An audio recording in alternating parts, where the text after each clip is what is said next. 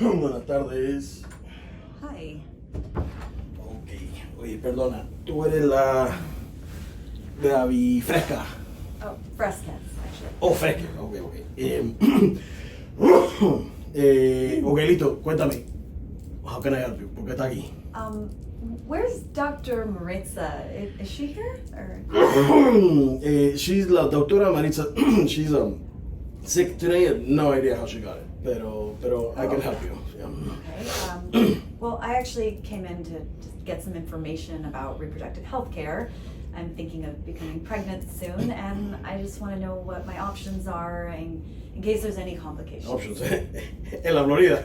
Mija, desde que Roe was overturned and your reproductive rights were, come into question, they're no longer guaranteed. So, vas a necesitar un abogado. You're going to need a good lawyer.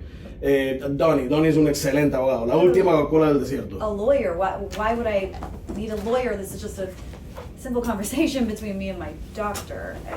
Mija, you need a lawyer because the female body is an enigma, okay? It's a mystery, and we've done this a lot. I can help you, tell you what you can do with your body and guide you a little bit. Wait, you're a lawyer as well? Sí, claro, soy Donnie, el abogado. Ah. Yeah.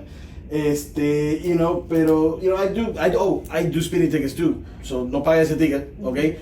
But I can help you with your reproductive rights journey, so to speak. Okay, yeah, that's good. This isn't what I had in mind. I'm gonna go and I can help. do your thing, and I'll give Dr. Maritza a call soon. Thank you so much. Okay, you have a $125 copay, no se te olvide, and the $75 for the lawyer fee. Okay. This is Tio Jorge's Breaking Turning News. to breaking news now. We're going to begin tonight with breaking news on Senator Lindsey Graham's proposed ban on abortion after 15 weeks of pregnancy, a national ban. Oye, tú estás loco. A woman debería tener derecho a hacer con su cuerpo what she believes is best. Gaby's on her way to talk to Olivia Julianna, a Gen Z reproductive rights activist that is raising un montón de dinero to help safeguard women's rights. Esto va a estar bueno. You're a 19-year-old abortion activist and director of politics and government for Gen Z for Change. So a lot of people in your generation are now making really big strides to position themselves to affect change. What motivated you to get into all of this?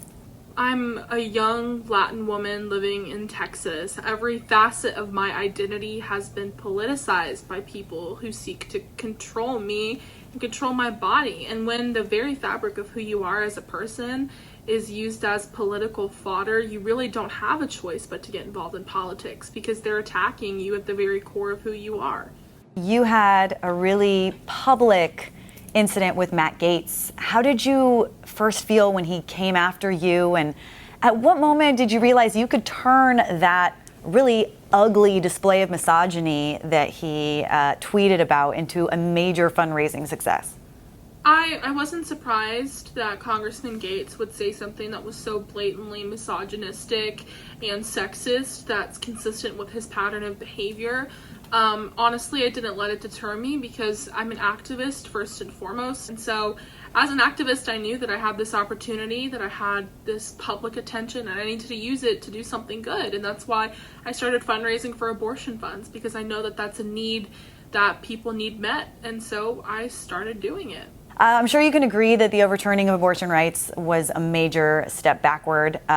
Where were you when the Supreme Court overturned Roe and basically ended federal protections over abortion? What went through your mind when that happened?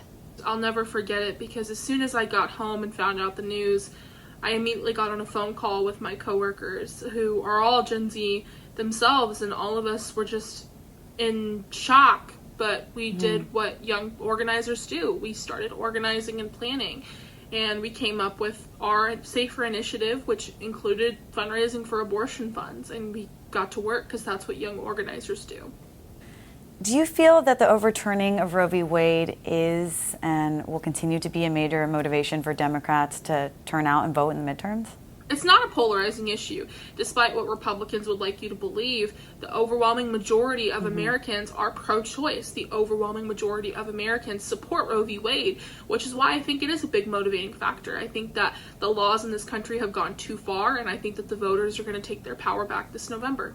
What are some of the positive things you've seen happen around the country to help women seeking abortions or seeking some even basic reproductive care. I mean, the thing that comes to mind the most that I think was a huge shock to a lot of people was what happened in Kansas. There was a ballot measure that would decide if abortion access would be protected in one of the most solid conservative states in the country, and it was voted to protect abortion rights by the double-digit people in the state, because that's how important of an issue this is to people. Is there anything that you want to say to voters, maybe Gen Z voters specifically? We might hear that young people don't vote or that we're not involved, but that's not true. The numbers show that we at our age are more involved than any other generation in history. Don't be deterred by what people are saying about young people. Don't think that your vote and your voice doesn't matter, because I promise you it does. This is a form of voter suppression. They want you not to care. They want you to not get involved. You can't let them win. You have to go out and make sure that your voice is heard, not just at the ballot box, but beyond that as well.